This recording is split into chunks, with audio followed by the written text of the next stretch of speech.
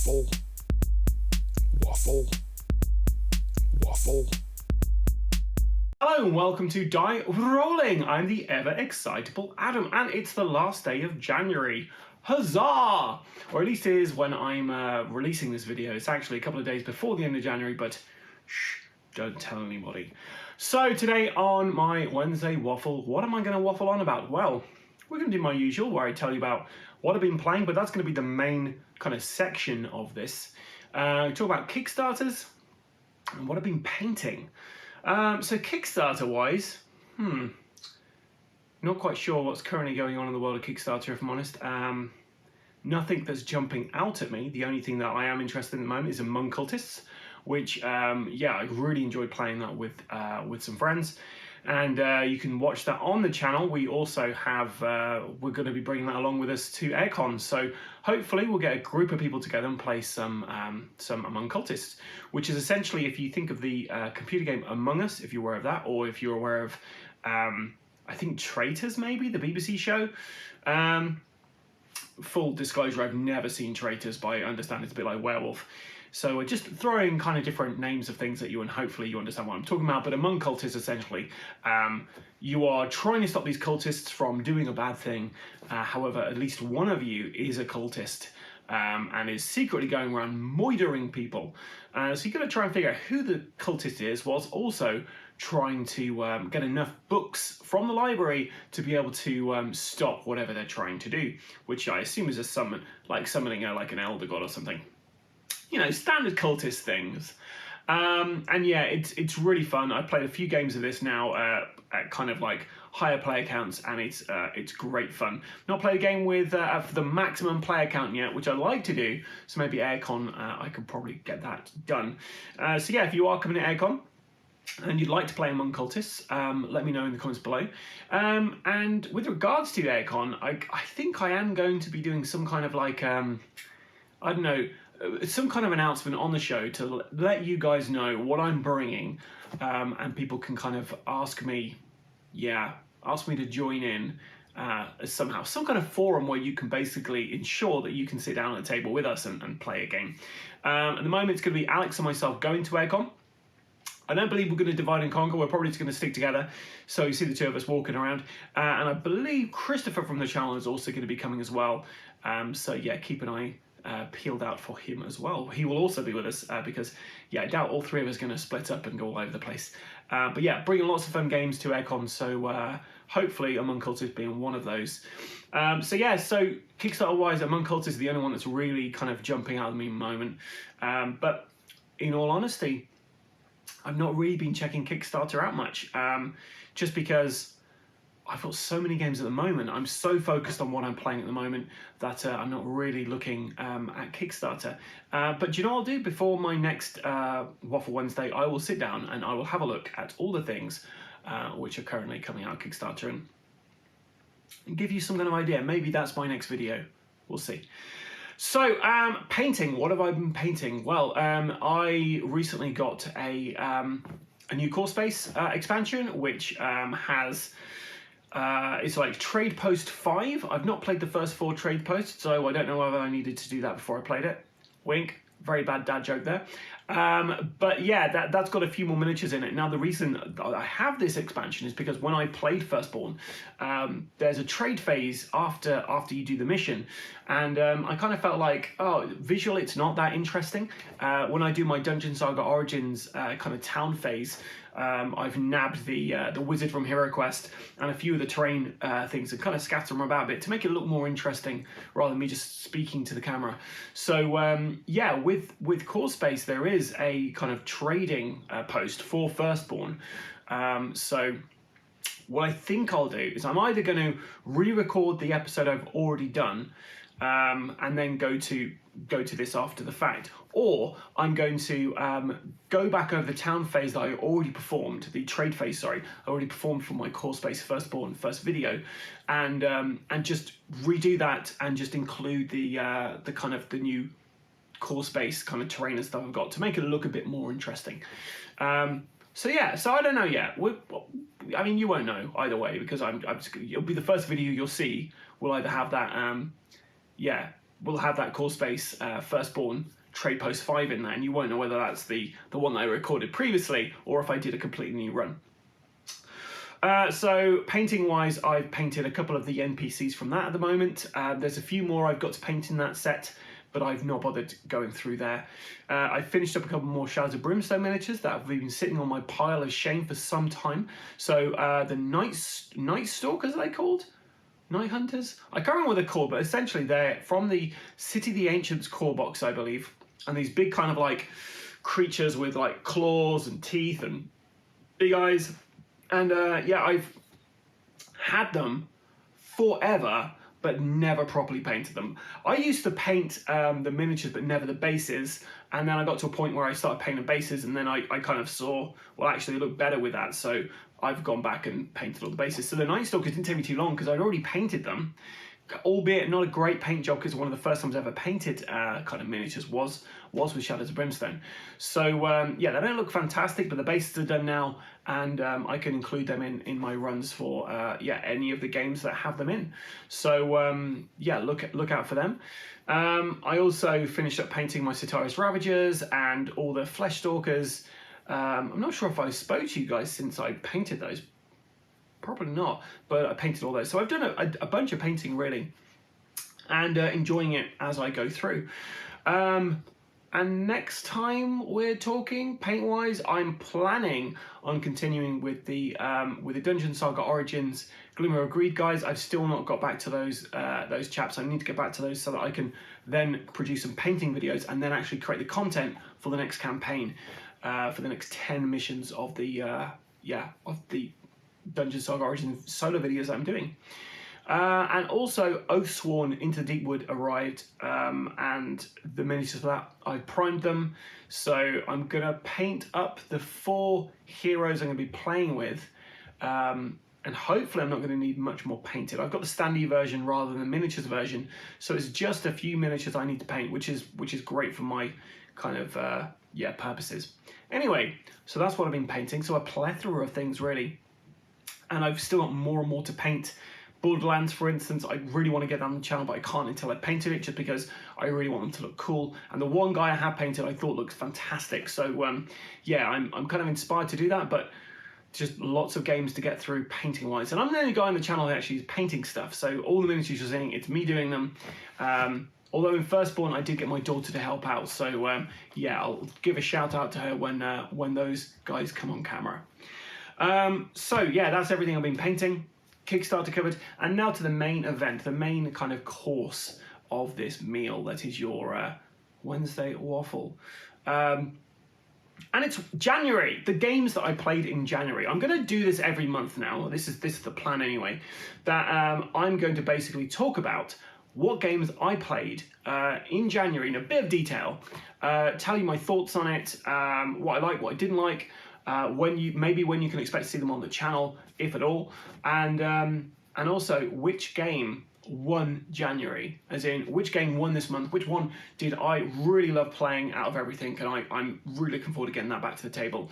Now that might not necessarily be like a game that is like a really fantastic game. It might just be the sitting down with some friends or just playing it solo was the best experience I had during my long kind of month of January. And I've done lots of stuff, looking at my board game app. I've done a lot of stuff this month. So without further ado, let's talk about what I've been playing this month and my thoughts and feelings on these games. So we're going to start from the bottom, and we're going to be talking about What Do You Meme Family Edition. This is a game that was in the top 3 of all of my kids' board games. They absolutely love this game. What Do You Meme is essentially a kind of game where you are trying to come up with a funny caption. So one person basically picks 3 photos from a bunch of stock photos, shows that picture, and then everyone has a bunch of like 6 cards, I think it is, and they all have funny sayings on them, but they're all kind of like PC or they're poo or fart related stuff that's very kind of like immature kind of humor, but everyone can appreciate it. And what everyone does is basically they pick the best card that matches the picture. They then give that to the person who is judging for that round, the person who picked the picture. They're going to shuffle that kind of hand of cards up and then read each one out, and then they're going to decide which one is funniest. It's a very subjective game, and it's, it depends on what cards you have, whether you can win a round, because you might have no cards that are even remotely funny or even remotely related to that photo. So there's a bit of frustration in that, but overall, this is a fun, family-friendly game, which my kids absolutely love. I love getting out with them because they giggle their pants off at stuff, as am I. It's just really fun. So we played a couple of games of those in January, because my kids, when we're talking about board games, they don't want to sit down and play a huge like Shadows of Brimstone or something. They don't want a massive dungeon crawler. They want to sit down and just have a few fun games that they can play with their dad. So yeah, what do you mean? Fantastic fun. So the next one is The Score. Now, The Score is another kind of party-ish game, or a kind of game night filler, I'd say, where it's a cooperative narrative game where you are trying to pull off a heist. I always go into it thinking we're in a heist movie, and we're kind of making the next, Fast and Furious movie, or the next Ocean's X, or whatever. And you basically have 18 cards in a deck, and each one has, at the very top, they've got a thing that you're trying to steal. At the very bottom, they have a place where you're going to try and steal it from. To start the game, you deal out 3 of those cards and collectively decide what you're going to steal out of those 3 cards you've got, and which location you're going to steal it from the 3 locations at the bottom. You then shuffle those cards up, you deal 4 cards out to each player, and then those in the middle of the card, they say a talent of some kind, so like close combat, or driving, or hacking, or break and entry, traversing, those kind of things. So those 4 cards you are given, you are basically going to use those as your character's kind of traits. They're their abilities. All those cards get shuffled in with the rest of the cards in the deck, and you structure an act deck of 5 acts. 3 of those acts are going perfectly fine. 2 of those acts is when, in the heist movies, things look like they're going wrong, but it's all going to plan, of course. And yeah, you're going to be placing those cards underneath. 4 of the cards get removed from the game. So if those 4 cards happen to be cards that your guys had, then you won't really be participating in elements of the heist.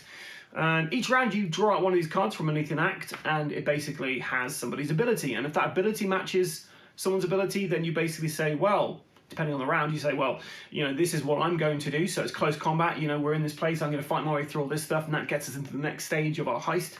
And then the next card comes out, and it could be hacking. Oh, so whilst you're doing all this kind of like martial arts and stuff, I'm hacking the system to open doors to get you in. You go into a lot more detail when you're playing the game.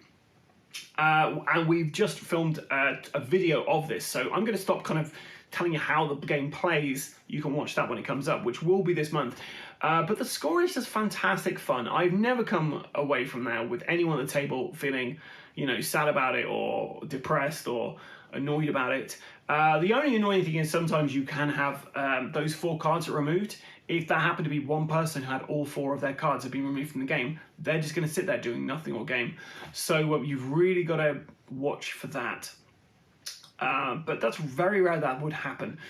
But every time I play a game, it's just really fun. It's silly, it's fun, and the limit is your imagination. You could have a close combat skill on there, and you could use that for as long as you can kind of relate it back to close combat, you could really go off the piece and come up with some really fun ideas of exactly how you use close combat to get out of a situation.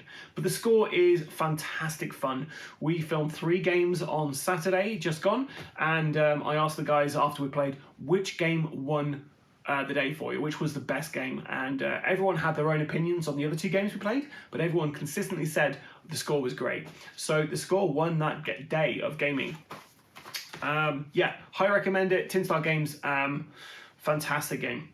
So the next is The Present, which is a review copy we got. Imagine, if you will, a kind of a Victorian kind of setting. There's a manor on a hill, and visitors come there to try to free a ghost. Now, the ghost in the kind of mansion could be working with you or working against you. So we played a game of The Present. It's a 1v many game, or a semi-cooperative game, I should say. But one person is playing the ghost. They have a role at the beginning where they're either going to be malevolent or benevolent. And they're basically placing clues on the board, opening or closing doors, and blowing out people's candles and locking things and terrifying people. Whilst the visitors are basically trying to find these clues, and there are 4 cards, these secret cards, and they have basically reveal those secrets by guessing which suit of cards match that kind of secret. We'll go into more detail in the video itself, but suffice to say, very high level. It's a horror cooperative game, more of a gothic horror than a proper scary game, which lovely production values from just the prototype. Seems like there's going to be a lot of scenarios going forward. There's like a narrative you can play through games, or you can just play one-offs. It was really impressive, really fun game. And yeah, looking forward to seeing your reactions to our gameplay videos, and we'll be putting up a review of that as well, so you have an idea of what we thought of it. But you can probably guess we really enjoyed that. So that's going to be up on the channel this month, and I'm not sure when the Kickstarter is going to be, but I'll do a big blast out for when that Kickstarter is coming. But yeah, Presence was really good. Okay, next, going to talk about this big box here, if you can see that. Oathsworn, Enter Into the Deep Wood. So this is a game I'd seen on Kickstarter a while ago. They've had a second print run. We managed to secure a review copy. And essentially what you've got here is it is a cooperative fantasy adventure game with lots of narrative, choose your own adventure elements to it, and also combat and role-playing elements. So this game to me is fantastic fun. It is so ambitious and just really fun. There's obviously the new sheen over it because I've only just played this game. So obviously I'm coming into it. I played the first chapter in its entirety and absolutely loved my time with it, and I'm looking forward to getting it back. So much so, I mentioned I've primed the miniatures for this. It's because I want to get this to the table as soon as possible because, man, I've enjoyed it and I really want to share it with you guys. What you get with Oathsworn is the plot is basically the entire world's been ravaged by this kind of like this deep wood. It's just growing over everything, and you are playing basically monster hunters who are trying to help out these like free cities is still kind of surviving through all this darkness, but there are these nightmarish creatures that are basically doing things like attacking people or stuff like that, and you're essentially witches going around finding information about these monsters and then killing them. So the first part of the game, each chapter is, and there's 21 chapters, each chapter is split into a story kind of session, which takes about 30 to 45 minutes, and that is a choose your own adventure kind of session where you're going to be gaining kind of bonuses to the encounter, which is the second phase when you fight this monster. So the first phase, you're investigating, you're going around, you're meeting NPCs, you're potentially getting allies, you're spending money to kind of help you out in the fight that's coming ahead. You are gaining information about the monster you're coming up against, because to begin with, you have no clue what this thing is. So you're just kind of like being hired because people are being missing, you have to deal with it, but you have no clue what this thing is. So as you go around this kind of little map, you're going to be kind of figuring out what this creature is, or at least gaining bonuses to that fight when you do finally have it. And it's just really fun. It reminds me of Gloomhaven in a lot of ways. Gloomhaven has a bit of narrative, an event card, and then you have a kind of like a kind of puzzle, which is what Gloomhaven is to me. It's a puzzle. You're moving things around, you're using cards to hopefully solve a puzzle. So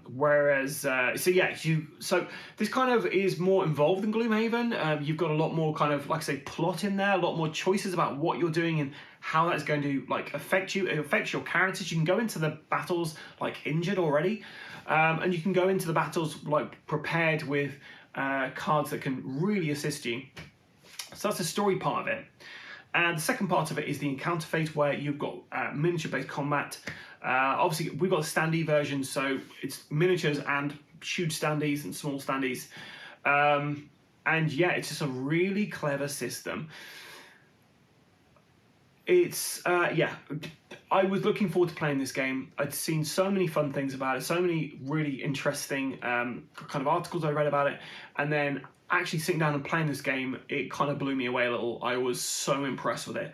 So Oathsworn Into the Deep Wood is going to be on the channel at some point, probably March, April time, depending on when I've managed to paint the figures up and actually got this down to the table and start playing. So yeah, keep an eye out for that in the not too distant future. So next, 2D6 Dungeon. This was a game that was recommended to me by Nick, who watches the channel. He was like, have you seen this game? And I was like, I've not really heard of this game. Looked into it and I was like, oh, this looks pretty good.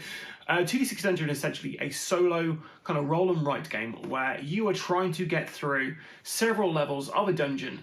All with this theme over the top of it. So what I mean by theme is this particular first dungeon I'm going through has a human theme over it. So all the kind of monsters match this particular theme. You're not going to be getting like gargoyles appearing. It'll be like human bandits or, you know, kind of like crazed cultists or prisoners and stuff. And I quite like the fact that you're not just coming across random monsters that don't really kind of fit in with where you are. The room types are all a similar type of room type as well. So the first level I've gone through, there are temples in there, there's prisons in there, just kind of like barren rooms, storerooms, apothecaries, loads of like really interesting things which match the theme of that dungeon, which I think is fantastic. The rule set is really easy to figure out. The combat is quick and kind of involved, but not too involved. And overall, I just had a blast playing it and drawing out a little map as I go, which you can actually see in the posts for YouTube. You can scroll through those and you find out the picture that I did for that. And I think on Instagram I might post that as well. But 2D6 Dungeon, so much fun. We got sent a review copy of it, which included a deck of cards in there, which represent with the actual book itself. You can print out, like photocopy the cards in there, print them out and cut them up. Having the cards themselves so I don't have to do that is fantastic. But yeah, overall, absolutely love 2D6 Dungeon. You're going to be seeing that on the channel. I'm going to do a full solo run through. Well, basically I'll do a run through until I die, which probably, I don't know, when I do this, it probably won't take me too long to die, but we'll see how we get on.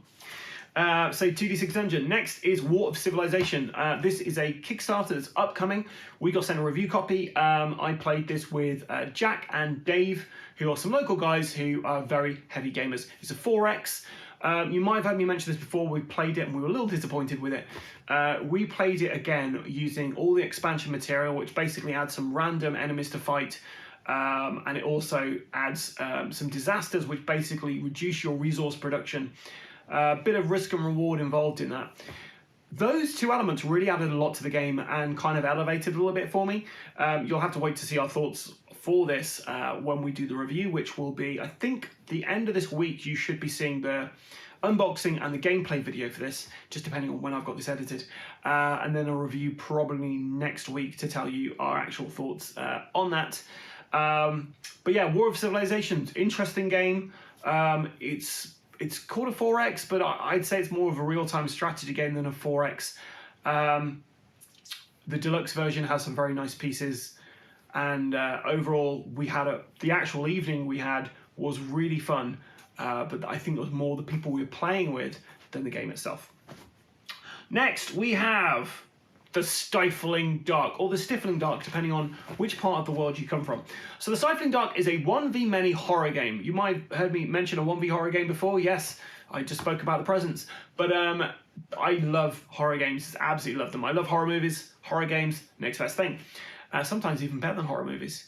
In fact, I would rather play a horror board game or a horror video game than watch a horror movie. That's a realization I've had literally just now.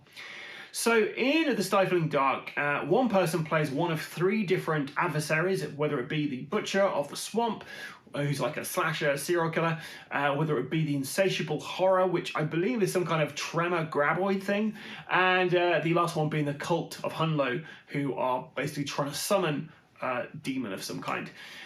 So you're going to be playing as one of those 3 characters on one of 2 boards, either the Sawmill or the Amusement Park, and then everyone else are playing investigators who are coming to this abandoned location to find evidence of the paranormal and then either escape or confront the paranormal head on. So I played 2 games of this. One game where it's just me and my brother. He was playing the adversary. I was playing the survivors. So close to winning, but he managed to get me just right near the end. And then we played it again with Will and Alex. Christopher playing the adversary again, and then we were all playing the survivors. And you have to wait to see what happens, but that will be on the channel this month. And that is a fantastic game. Really love the aesthetics. You have acrylic flashlight tokens you place on the board to reveal areas. Overall, great production values, great idea for a game, and really well executed. So yeah, look forward to that. Next, Dungeons of Doria. So Dungeons of Doria, I played a few games of this at this point. I sat down to record this. I then deleted the recording because I played some of it wrong. So I then just played a couple of games again on my own and found the difficulty level incredibly high due to the randomness of the monster deck. Part of me was thinking when I actually filmed this for the channel, maybe I stack the deck so I only have easy monsters until I've managed to level my guys up a little bit. But then I thought it's not really a good representation of the game, and I want you guys to see how it is if you're just going into this, you know, kind of like just fresh. I wouldn't want you guys going, well, Adam had no problem with that, and I seem to have loads of issues. So yeah, so we're going to film that again. I'm not stacking the deck in any way. I'm just going to shuffle it, and I'll probably shuffle it on camera so you can see I'm not stacking it in any way, because I don't see the point of that. And one thing I was doing, I was only playing with 2 characters, just because I thought it's a lot to kind of keep track of. But I think you need 3 characters to really play this properly. So I'm going to be playing 3 characters. So we've got an adventurer who everyone named for me, and he's called Vaughan Helsing. I combined 2 of the names together. And we have the huntress, who is Genevieve Dulac. And we're going to have another character, which I think I'm going to go for a warrior. And I'm just going to call him Steve. So yeah, Dungeons of Doria, I've enjoyed it, but I found it quite frustrating at the randomness of the monster deck. The one thing I thought was really intriguing about the game, the monster deck, turned out to be like really just increase the difficulty, especially when you have a character who has who only has a ranged attack unless they're fighting unarmed, which yeah, they can't attack skeletons, and then that kind of puts a bit of a damper on it. So I would say if you are playing Dungeons of Doria, always go in with a ranged and melee option just in case the other options are off the table. So next we're talking about Cobra Paw. Cobra Paw is a kind of smaller footprint domino and dice game, I'd say. They only look like dominoes. You don't play a game of dominoes with these things, but essentially you have like a bunch of these little domino things, which have got like a little kind of indentation in there, so you can put your finger to kind of slide them. So you got a bunch of these things on the table, all with different kind of symbols on. You have 2 dice, and you roll the dice, and then the first person to match that domino and put it in front of them gets that kind of domino. And once you have 6 dominoes, it's the end of the game. Very simple game, great to play with kids. It plays really quickly as well, and you can have a lot of fun with it as well. There's a theme that you are basically like kind of ninja cats, and trying to be a bit zen about, you know, catching all these things. I am unbeaten at that game with my kids, and I keep telling them that just to frustrate them even more, because coming to the game frustrated is against the rules. What kind of father am I? But we all have fun playing that game, and Cobra Paw was yeah, something I picked up for Christmas for me and the kids, and we've had a great time. Next, we're going to the top 3 kind of like most played games I played this month. So we've got Arkham Horror, the Dunwich Legacy. So Arkham Horror is Arkham Horror, the card game, I should say, is a fantastic narrative co-op game where you are playing kind of doomed investigators who are trying to stop some form of evil. You go through several different kind of scenarios in one full campaign, and hopefully you manage to thwart what kind of evil kind of cult is trying to summon forth whatever kind of elder god. I've played several campaigns of this. I don't think I've ever won one of them, but I enjoy it every time. So the Dunwich one, or the Dunwich one, was a game I played with Dave, who played the War of Civilization game with us, and also Evil Dead. And yeah, we played it with him and his wife, and we got through to very much near the end. And we did go the last scenario, but we kind of lost. So I thought I'd play it solo and see how I got on, and I did pretty well up to a point, and then I lost. But I always love playing the Arkham Horror living card game. It's got the narrative element to me. It's very easy to like figure out the rules for it. It's very frustrating, but because you are up against the forces of darkness, it makes sense that it's harder to win. So I don't get too kind of like annoyed when I'm losing at it. But yeah, so I was playing that. Shadows of Brimstone, Trideran Strike Team. I've been playing a ton of that in January. Absolutely love this expansion. I love the Triderans.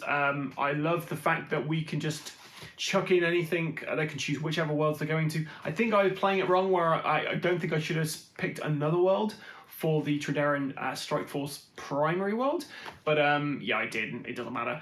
I'm enjoying playing the Derelict ship. I've had that expansion for a while. I've only ever played it like once years ago. So actually getting to the table and playing against the kind of spaceship Dead Space kind of theme has been great fun. And the campaign itself has some really interesting kind of missions. I've just finished one where the previous one we had to find a forward kind of a particular tile to have a forward kind of station, and then the next one you start off on that forward station. You have to start deploying gas kind of generators around the map. Now I got a lot wrong when I was playing that very last mission I'd done because there were so many different enemies in there.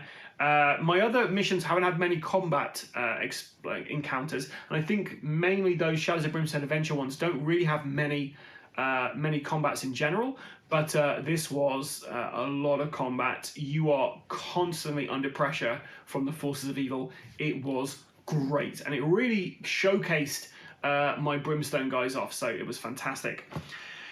Okay, next is Dungeon Saga Origins. I played a ton of this month. I managed to complete the entire Trial of Tyranny campaign. I set it up, I played one after another, made a few mistakes here and there. The digital app, it wasn't up to date to all 10 missions at the time of recording, so even though my kind of solo plays of this are going to go through until, I don't know, like February, March.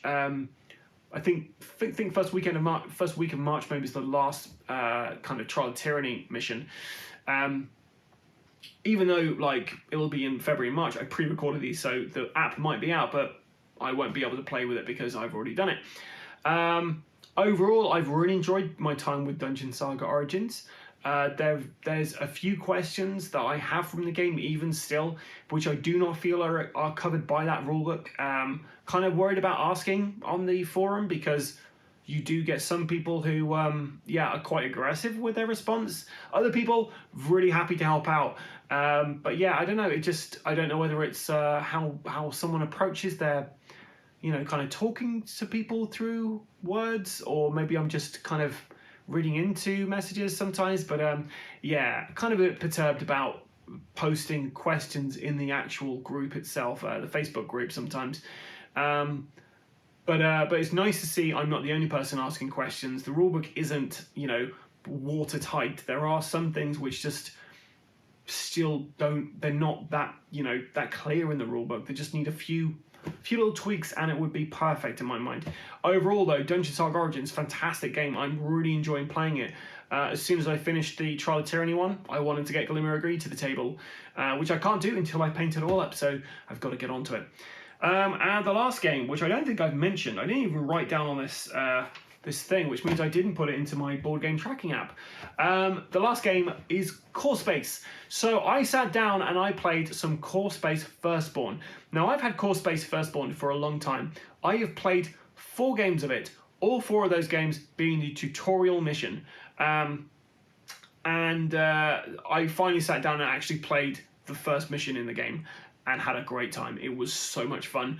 The first time I filmed, I had to refilm because I'd made little notes so I knew exactly what my character's abilities were.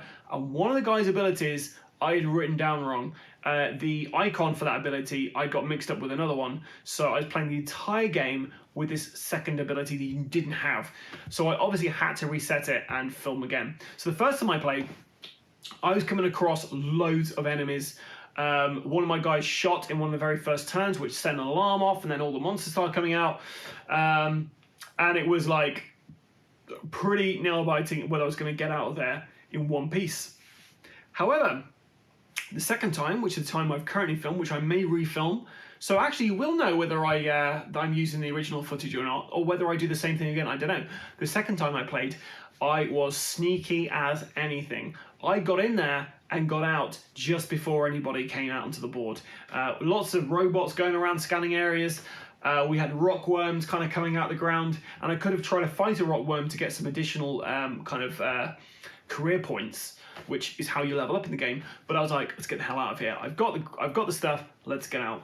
And then I had a really unfortunate trade phase where basically the really cool equipment I got, I lost. So yeah, it was really fun though. I had a fantastic time playing Core Space Firstborn.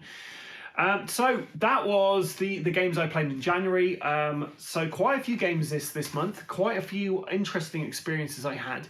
But what was the game of the month? I'm looking now to have a think. What was the game that I was like, yeah, that's fantastic? For me, the game of the month, The Stifling Dark. The Stifling Dark wins January for Die Rolling because, man alive, what a fun game, what a really interesting concept and well executed. The Stifling Dark, I absolutely love horror games. I love 1v many games when they're done right. Most of the 1v many games I play, I'm like, the one's overpowered, or the many are too overpowered. However, in this one, I feel it's very well balanced. I like the theme, the style. I love the acrylic tokens you're placing down on the board. It's just very immersive and very fun. So yeah, you're going to be seeing a few videos on the Stifling Dark on the channel. So far, we filmed one where we're playing against the Butcher. Going forward, though, we're going to play with the Insatiable Horror. We're going to play with the Hounslow cult, the Cult of Hounslow.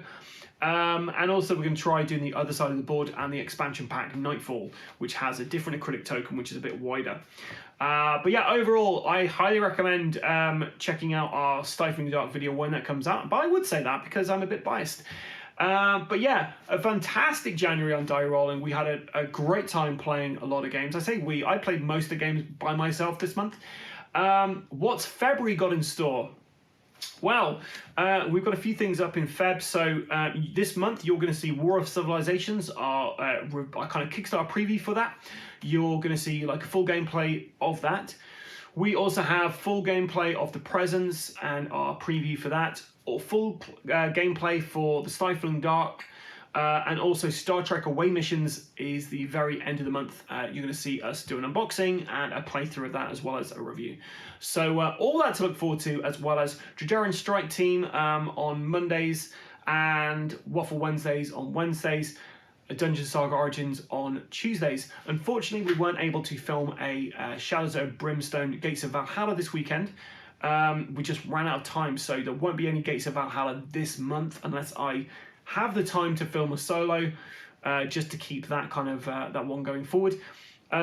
We might drop some Assassin's Creed videos as well. They're currently being edited, so you might see those this month, as well as our second Dungeons and Dragons Adventurer Roll20 session. And we really enjoy playing role-playing games on this channel. We've got a few in the works, we've got some really exciting stuff to actually bring to you. Including a bunch of different horror role-playing games and role-playing games you may not have heard of. And hopefully we're going to reach out to some other people and get them involved. And if you would like to be involved in some of this stuff for our kind of our role-playing sessions, then let me know in the comments below, because these are all things we can do online, as long as you can get a copy. As long as you can get onto Roll20 and you've got a Discord, then yeah, you can join in and we can you guys can come on the show and we can see how quickly I can kill you in a horror game. And yeah, that's about it for January, guys. That's my my Wednesday Waffle. I've managed to actually film Wednesday Waffles all month. This is something I just on the I don't know. I just had an idea. Maybe I could just film some content every Wednesday. or pre-record stuff every Wednesday, just to kind of let you guys know what's going on. And yeah, if you're enjoying this, let me know. If I'm just waffling on too much, let me know as well. But personally, I'm enjoying just chatting away and getting stuff off my mind. Anyway, I've been the ever excitable Adam. Thank you so much for watching this, and guys, thank you so much for your support in January. It means the world to us. Due to your support, that's how we've got Oathsworn. We were able to get like a half-price discount. The funds we've got off the channel, that went straight into getting that game, so we can bring that to you guys. We're also going to be using the funds that you're sending us through watching stuff, through the sending us coffee. That is going to be going through forward is going to be going into the Shadows of Brimstone, whatever the next Shadows of Brimstone is called. I can never remember the name of it, but it's an Egyptian themed one. It looks fantastic. We have got access to the pledge manager for that, so anything you put forward into the channel, we're going to reinvest that into Shadows of Brimstone, the next pledge for that. Because yeah, we're really looking forward to that, and it seems like you guys are really enjoying our Shadows of Brimstone content. So yeah, we're going to keep making that as long as you guys are enjoying that. I love playing it, so I love sharing it with you guys. And we've got some really fun Shadows of Brimstone content coming up. I'll tell you about it. I've created a mission off the top of my head. We're going to do a one-off mission, which is very punishing on the characters, but also very funny. Essentially involves them getting a lot of corruption and mutating quite a lot through the adventure. So yeah, keep an eye out for that. I will be doing that at some point this month. It'll be coming out in March, probably March. But anyway, just in time for our Aircon, where you can also play that mission at Aircon. I think that's about it. So yeah. Make sure you like and subscribe to all the places you can find us. If you enjoy supporting the channel, then feel free to send us stuff through Coffee. If there's anything you'd like us to cover more of, or if there's anything you've asked us to cover and I've not actually spoke about them. I'm just thought Dead by Daylight is something that we were requested. That is something we are filming in February, so that will be out in March. But yeah, if there's stuff that you've requested what we've not actually mentioned, or if we're filming stuff and you've not heard me talk about it, then let me know in the comments below and I'll update you on our plans for those games. Yeah, okay. Whew. I should probably go and get a drink at this point. I've been the ever excitable Adam. Thanks guys for a fantastic January, and until next time guys, stay safe or die rolling.